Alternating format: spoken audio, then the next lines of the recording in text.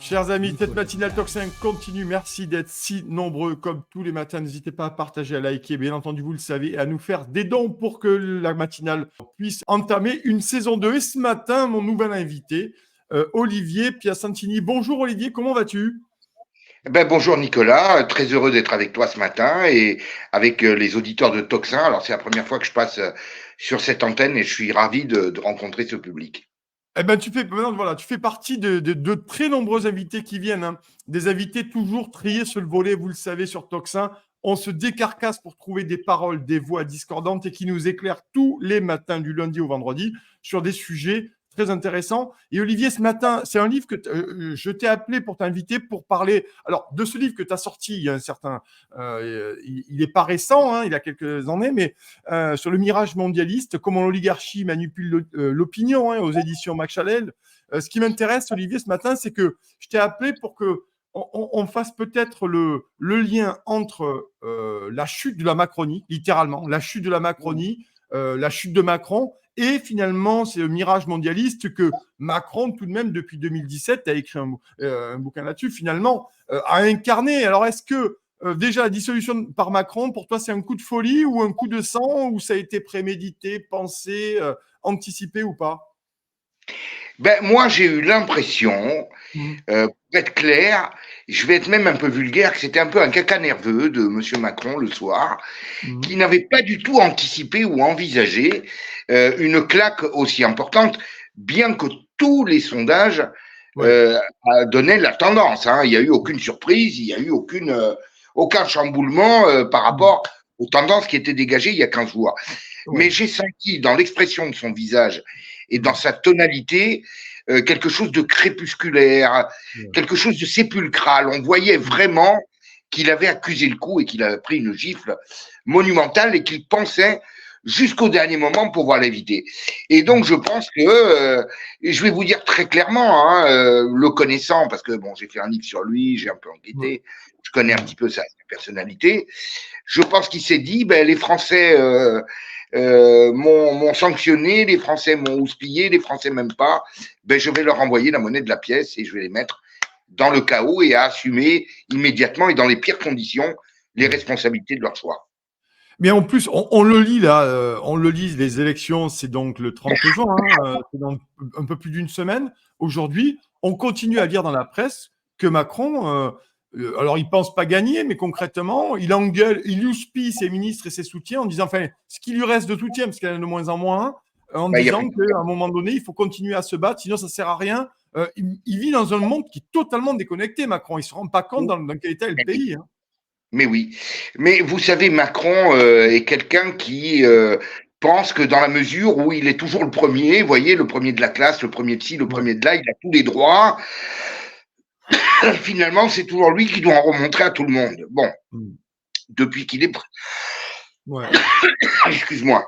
C'est pas grave. Depuis qu'il est président, il a pris un melon énorme et il n'arrive pas à comprendre le rejet qu'il incarne et le fait même que les gens se détournent de sa parole, ne le croient plus et sentent bien qu'il y a un loup derrière tout ce qu'il dit. Parce qu'il faut bien le comprendre, Macron, c'est le roi de la manip, c'est le roi... Décidément, c'est dur ce matin. C'est pas grave, c'est pas grave. C'est le roi un petit peu de la parole qu'on va changer, la manipulation, la communication à tout crin. Et il pense que ça va toujours passer, qu'il a les recettes. Comme il est plus intelligent que tout le monde, il a la recette pour toujours passer, toujours trouver la formule qui va lui permettre de passer le mauvais cap. Là, celui-ci, il ne l'a plus. Mais dans sa tête, il est toujours plus fort que les autres, toujours plus intelligent que les autres. Et ça doit passer, et il est en demeure de donner des leçons. Un jour, j'avais réagi, c'était avant, je crois, les Jeux Olympiques, les derniers, où il avait dit, ah oui, mais vous savez, c'est pas tout d'y aller, il faut aussi gagner, il faut des résultats, etc. Et alors, j'avais dit, mais il impose des résultats à des athlètes qui s'entraînent depuis des années. Je leur fais entièrement confiance, hein, pour qu'ils fassent au mieux, et tous les Français, d'ailleurs, on est tous derrière l'équipe olympique qui va se présenter, on leur fait confiance, on leur fait beaucoup plus confiance qu'à Macron pour avoir des résultats pour nous sortir d'affaires. Le seul qui ne s'impose aucun résultat au final, c'est Macron.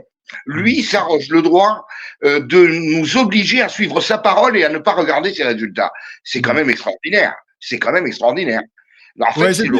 c'est une séquence, effectivement, tu fais bien de nous rafraîchir la mémoire. Et d'ailleurs, si vous ne l'avez pas vu, chers amis, cette séquence où Macron, il y a quelques mois, il n'est pas si vieux que ça, hein, il avait Oui, littéralement engueulé à l'Élysée, les athlètes olympiques les avaient engueulés, littéralement engueulés, en disant qu'il il fallait fallait y taper aller. des résultats, c'est important, oui. Ouais. Et alors, j'aimerais qu'on continue dessus parce que toi, tu as parlé en 2017, tu parles dans ton livre, je le rappelle, lisez-le, chers amis, vous allez voir, c'est extrêmement intéressant. Tu parles d'une OPA Macron en 2017, littéralement. Oui, Est-ce que c'est la fin de l'OPA Macron, Olivier? Est-ce que c'est l'échec de l'OPA, ça? c'est très clair. Et je suis heureux, à travers ce livre et à travers mes livres, d'avoir apporté ma pièce à l'édifice pour que le rideau du mensonge se tire et que les gens voient la réalité de ce qu'il y a derrière la scène. Je parle de moi comme je peux parler de toi, comme je parle de beaucoup de mes collègues écrivains, de journalistes des médias intermédiaires qui, avec beaucoup de courage, font un travail de réinformation dont on a bien besoin, puisqu'en réalité, les médias mainstream sont les éléments du décor, du mensonge et de la pièce de théâtre qu'on nous organise. Oui, il est bien évident que je suis convaincu que nous avons tous apporté notre pierre à l'édifice, à l'effondrement du système Macron, tout simplement parce qu'on montre en quelque sorte sur quoi repose le système Macron et quel est le but du système Macron. Et que le but recherché n'est pas celui qui est annoncé du tout. Et en fait, à travers toute la communication, à la fois de Macron, de tout l'espace médiatique et l'organisation qui est mise en place à très haut niveau, au niveau mondial, on veut nous montrer qu'il n'y a pas d'autre issue que ça. Autre politique serait une déviance folle qui nous conduirait à la ruine. Aujourd'hui, les Français n'ont plus peur. C'est ça qui était. Je reprendrai les paroles de Jean-Paul II. Voilà, un vrai leader qui lui voulait le bien. N'ayez plus peur. N'ayez plus peur. Tous ceux qui remuent les peurs, alors que d'ailleurs il disait que c'était nous qui jouions en permanence sur les peurs, qui vivions de la peur que les gens avaient pour les entraîner dans la chute. Mais aujourd'hui, on voit bien, c'est eux qui jouent sur la peur. C'est eux qui veulent nous faire croire, qui veulent faire croire aux gens qu'un changement de politique, ce serait le chaos. En Italie, il y a eu un changement de politique. C'est bien, c'est pas bien, c'est moyen, c'est ce que tu veux. C'est pas le chaos, ça va. C'est pas pire qu'ici, en tout cas. Hein. Bien, il y a eu des changements de politique dans d'autres pays. Tous ces pays-là, non seulement ne sont pas dans le chaos, mais même se portent mieux que nous. Donc, il faut cesser d'avoir peur, il faut se lancer vers autre chose et reprendre nos affaires en main, nous, le peuple et la nation française. Mais on le voit bien, c'est intéressant parce que c'est la question centrale sur laquelle je voulais t'entendre ce matin, mon cher Olivier. Merci d'être avec nous, Olivier Piacentini. Tu es fondateur, j'ai oublié de te présenter, pardon, fondateur d'un cabinet de conseil spécialisé dans l'assistance des créateurs d'entreprises notamment. Et tu as écrit ce livre-là et d'autres, hein, il y en a plusieurs chez Piacentini. Allez fouiller, allez chercher. Vous le savez, je vous le dis en permanence. Allez et surtout achetez celui-ci. C'est l'objet de la discussion que nous avons ce matin avec Olivier. Ce qui m'intéresse aussi, c'est finalement, est-ce que la chute de la Macronie, Olivier, marque-t-elle le réveil du peuple contre l'oligarchie et la manipulation? C'est d'ailleurs l'objet de ce livre. Bien sûr, tout à fait. Je pense que vraiment, la chute de la Macronie, c'est le début de la prise de conscience. Alors, la prise de conscience, je pense qu'elle a commencé déjà avant. C'est le début de la vraie rébellion contre le système. Ça, j'en suis convaincu. Alors, tout le monde n'est pas à même, si tu veux, d'expliciter et de détailler tous les rouages du système, comme je le fais dans mon livre, comme d'autres font sous d'autres angles, comme d'autres de mes livres l'expliquent. Mais tout le monde sent bien que derrière Macron, il y a autre chose, qu'il y a en fait un système dans lequel on veut nous faire rentrer d'une manière irréversible et qui condamnerait notre pays à la disparition. Le mirage mondialiste, c'est quoi? C'est tout simplement l'aboutissement de l'idéologie mondialiste. J'en profite pour faire, je dirais, le distinguo entre la mondialisation et le mondialisme. La mondialisation, elle existe, elle est là. On n'y pourra rien, c'est le développement des techniques de communication et de transport. On est pour, on est contre, c'est comme ça. Mais le mondialisme est une idéologie qui s'appuie sur la mondialisation et veut nous faire croire qu'elle est inéluctable parce qu'il y a la mondialisation. Or, c'est faux. Et certains pays, comme le Japon, comme la Corée, comme Israël, je pourrais en citer d'autres, sont dans la mondialisation sans être mondialistes. ils protègent leurs frontières, ils protègent leur culture, ils protègent leur souveraineté politique, économique. Donc, ces pays-là sont bien insérés dans la mondialisation, mais ils ne sont pas mondialistes. Mais nous, on veut nous faire croire que nous ne pouvons survivre qu'à travers le mondialisme. Et d'ailleurs, dès sa prise de pouvoir, Macron avait dit que ses opposants, entre autres le RN, mais d'autres partis, sont des défaitistes qui pensent que la France n'est pas capable de tenir sa place dans la mondialisation. Or, effectivement, la France ne peut pas tenir sa place dans la mondialisation, vu les handicaps dont on la laisse.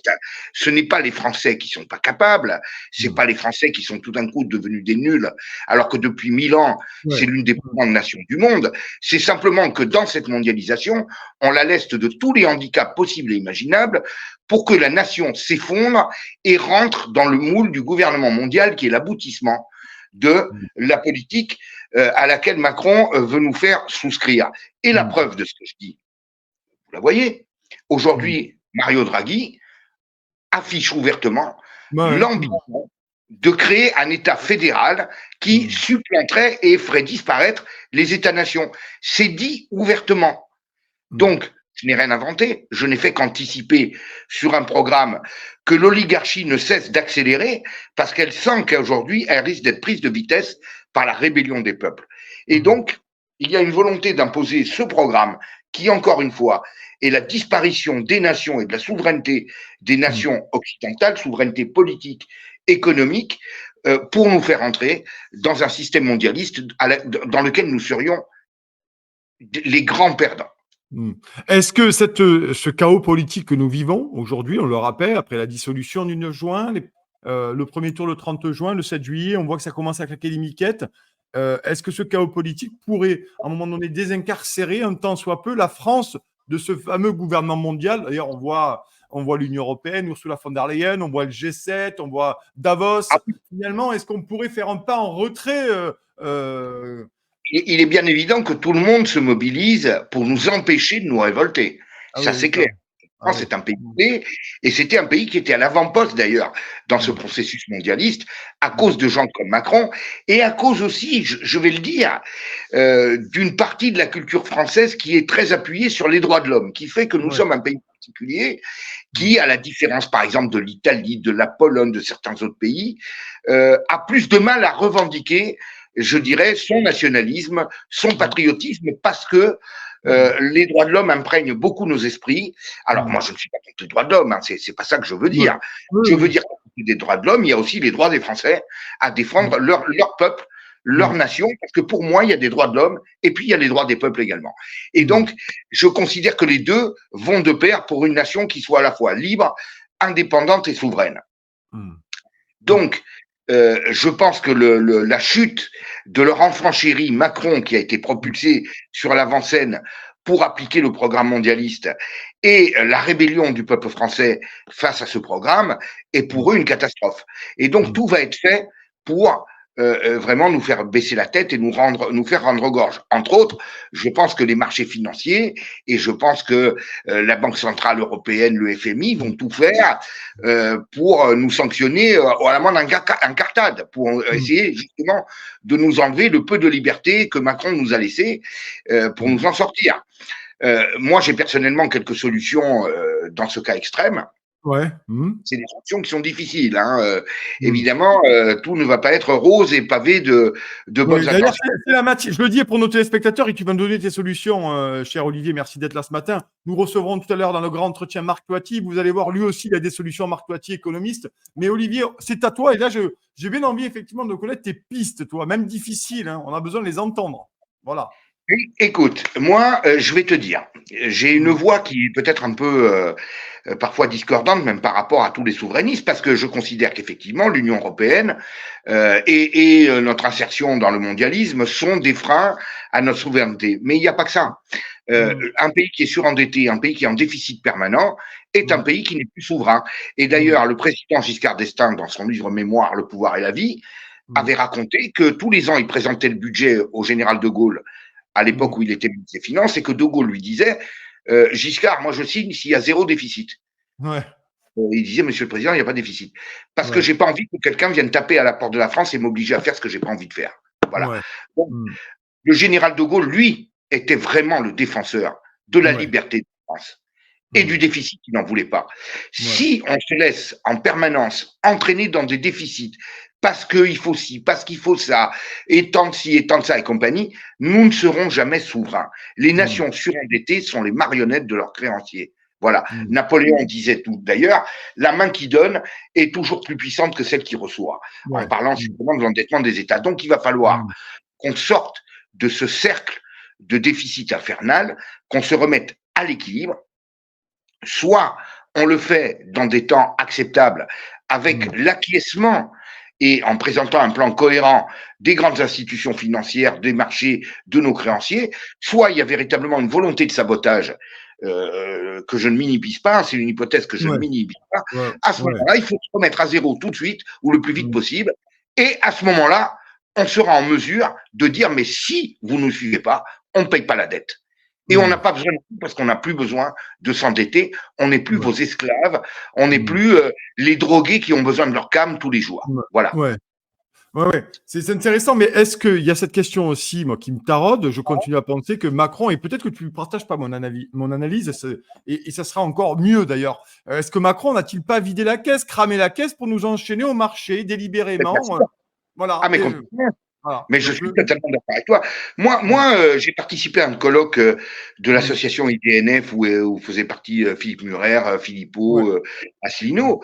Et on mm, m'a posé la question, Mozart ou Tocard? J'ai dit, ben Mozart ou Tocard, ben ça dépend de quel point de vue on regarde. Si mm, c'est pour nous les Français, c'est le Tocard. Mais mm, pour un banquier d'affaires, surendetter un pays mm, et le cribler d'intérêts, lui mm, faire flamber les intérêts, ben c'est un bon placement de produit, n'est-ce pas? mm, Si on veut faire plier la tête du peuple, faire plier la mm, tête du pays, pour mm, l'amener à disparaître et à rentrer dans une organisation supranationale, la dette, c'est génial. C'est comme la Grèce. Du jour au mm, lendemain, la BCE vous ferme les robinets, vous êtes mort. Tout ouais, simplement parce que tous les ans, il nous faut 300 milliards de plus. Mais si la BCE nous les envoie pas, ou les autres créanciers, ben, il n'y a plus d'argent dans le distributeur. mm, Comme menace, c'est quand même lourd.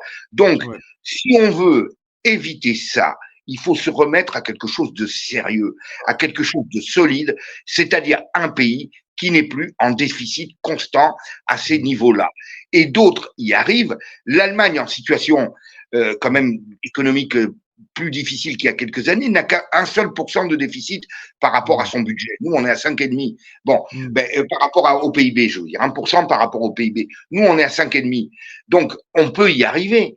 Il suffit mm, d'avoir la volonté de le faire. Mais pour ça, il faut s'attaquer là où la dépense est criante et mm, n'est pas utile en plus. Et c'est le cas de beaucoup de postes des budgets français, que ce soit des budgets de l'État, des budgets des collectivités locales et des budgets mm, sociaux. Il y a mm. beaucoup de postes de dépenses où on voit bien que la dépense non seulement n'est pas utile, mais même est un frein au développement économique. Donc je Mm. pense qu'il y a vraiment matière à faire. Alors, je voudrais qu'on revienne un peu ce qui m'a frappé, moi, ces derniers jours, c'est que plusieurs classiques de l'oligarchie, notamment Alain Minc, tombent à bras raccourcis sur Macron, hein.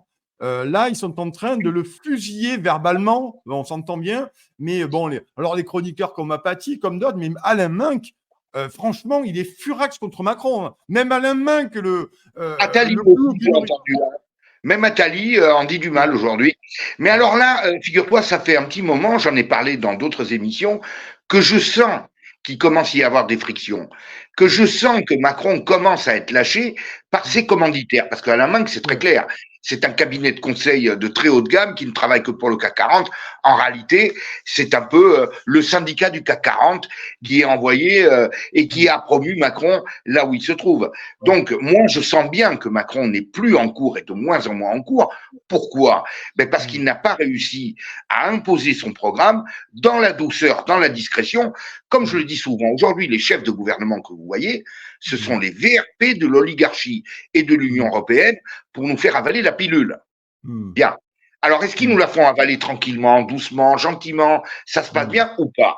Ben, avec Macron, on voit bien que ça fait quand même des années que la pilule, on la sent passer, quoi. Ouais, Bon. ouais, oui. Et donc, Mm, je pense que l'oligarchie, aujourd'hui, est déçue. des résultats de Macron. Donc le peuple est déçu, l'oligarchie est déçue, tout le monde est déçu. Aujourd'hui, cette solution, personne ne s'y attendait. Il n'a consulté personne. Il a décidé à la va-vite et il nous l'impose au galop dans des élections législatives qui vont même être difficiles à mettre en œuvre sur le plan simplement pratique. Donc je pense que même ses amis ont été pris de court et qu'il est en train d'irriter tout le monde. En fait, en réalité, il devient presque un kamikaze. On en est là. À ce point. Oui, ça ne sert pas les intérêts de l'oligarchie, parce qu'on peut imaginer que, vu qu'ils l'ont mis au pouvoir, à un moment donné, ils pourraient aussi penser à le démettre. Enfin, j'exagère peut-être un peu, mais bon, on est sur rien. En tout cas, personne ne s'attendait à une réaction comme ça, qui peut amener donc des mouvements d'opposition très fortes à prendre le pouvoir, encore une fois, dans un pays qui est la clé. C'est la clé de l'Union européenne, la France. Peut-être même plus que l'Allemagne, parce qu'elle a, je dirais, un rôle et un aura dans sa parole politique qu'aucun autre pays n'a à l'échelle de l'Union européenne. Donc, véritablement, il a scié la branche sur laquelle il est, juste encore une fois, par une petite crise nerveuse. Et je suis certain que, effectivement, même dans les coulisses de sa propre équipe, ça grince des dents. Ça grince des dents, et jusqu'au niveau de ses commanditaires. Alors, dernière question, il nous reste encore 2 minutes. Merci Olivier d'être avec nous ce matin sur Tocsin. Chers amis, merci d'être si nombreux, de partager, de liker, de commenter également. Dites-nous ce que vous en pensez, vous aussi. Dernière question. On a quand même l'impression, plus que l'impression, que même les médias de masse dont tu parles dans ton livre n'arrivent plus à cacher le désastre. Et même certains tapent aussi à bras raccourcis sur Macron, parce qu'ils sentent que ça commence à bouger dans tous les sens. Ils n'arrivent plus à cacher le désastre, mais comment peut-on cacher quelque chose comme ça? Enfin, je veux dire, tout le monde voit bien que le RN est au port de pouvoir. Alors, moi, ce que je veux te dire, par exemple, même quand je vois tout ce ramdam autour de LFI et du truc, mais je suis désolé, il suffit de regarder les sondages et même les résultats des élections depuis 8 ans, la gauche n'a aucune chance de s'emparer du pouvoir. Aucune chance. La gauche ne dépasse jamais les 30% depuis au moins 10 ans. Et aujourd'hui, elle a fait les mêmes scores qu'aux européennes, qu'aux législatives. Elle n'a aucune chance de s'emparer du pouvoir. Donc, on fait monter une bulle médiatique comme ça pour essayer de camoufler la réalité. La réalité est simple. Il y aura soit une majorité absolue RN, c'est pas l'option la plus sûre, mais elle existe, soit une majorité relative RN. Il n'y a pas d'autres options. Ou alors une majorité RN-LR, si les LR veulent rejoindre le mouvement. Mais Macron est carrément en bas de tous les sondages et LFI plafonne. Le nouveau Front populaire plafonne, comme la gauche plafonne depuis des années, parce que dans l'esprit des gens, ce n'est pas une issue. En plus, LFI a radicalisé la gauche au point qu'elle dégoûte un grand nombre même de gens de gauche, et on peut se poser même la question, face à un deuxième tour RN-LFI, que vont faire les électeurs macronistes? Il n'est pas sûr que certains n'aillent pas carrément voter même RN pour éviter ce qu'on voit en face, parce qu'il y a vraiment des changements concrets dans le quotidien. On a vu hier le viol de cette pauvre jeune fille, et je pense que beaucoup de gens ne veulent surtout pas voir les tenants de politique extrémiste à ce point arriver au pouvoir. Oui, pour toi, la LFI, certaines parties de la gauche, serait finalement un tract électoral sur pattes pour le RN. Exactement. Oui, carrément, mais bien sûr. Mais aujourd'hui, quand on parle d'extrémisme, parler d'extrémisme aux gens dans la rue, vous allez voir qu'une majorité des vrais extrémistes, c'est LFI. Voilà. On voit bien d'ailleurs que dans cette coalition, par exemple, Glucksmann, est loin d'être enthousiaste pour rejoindre ce mouvement-là. C'est pourtant Glucksmann qui est arrivé en tête de la gauche lors des élections européennes, parce que là encore, au soir même, on a l'impression que c'est LFI qui a gagné. Donc, les médias, si tu veux, créent toute une atmosphère de tension et une bulle médiatique autour du nouveau Front populaire, mais en réalité, il y a très peu de moyens de cacher la réalité, c'est-à-dire que le peuple français, aujourd'hui, s'oriente de plus en plus vers ceux qu'ils appellent l'extrême droite, qui est en réalité un courant souverainiste de reprise en main de la politique nationale au sein du peuple français, de reprise en main des frontières et de l'identité. C'est ce qu'on appelle l'extrême droite aujourd'hui. Moi, de mon temps, l'extrême droite, c'est des mouvements antidémocratiques pour la dictature. Bien, c'est ça que moi que j'appelle l'extrême droite. Le Rassemblement national, c'est pas l'extrême droite parce qu'il joue le jeu démocratique et jusqu'à présent, il n'y a pas eu de coup d'État. Donc c'est du blabla, c'est encore une fois de la phraséologie Il n'y a pas d'extrémisme du côté du Rassemblement national. Après, la politique, on verra bien s'il réussit ou pas. Hein. Moi, je veux pas. Bon. Et puis, chacun ses opinions, chacun ses tendances. Mais extrémisme, ce n'est pas le cas. Donc, il y a toute une mise en scène des gentils, des méchants, etc., des grands sauveurs comme les filles, etc.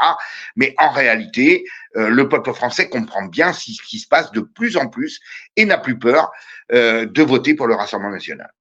Eh bien, on verra bien ça, en tout cas, le 30 juin. Merci, Olivier, d'être venu ce matin dans Toxin pour ce livre-là, notamment. Vous pouvez vous le procurer, Olivier Piacentini, Le Mirage mondialiste, comment l'oligarchie manipule l'opinion, aux éditions de Paris Machalale. Merci beaucoup, Olivier, d'être venu dans Toxin et merci pour cette première.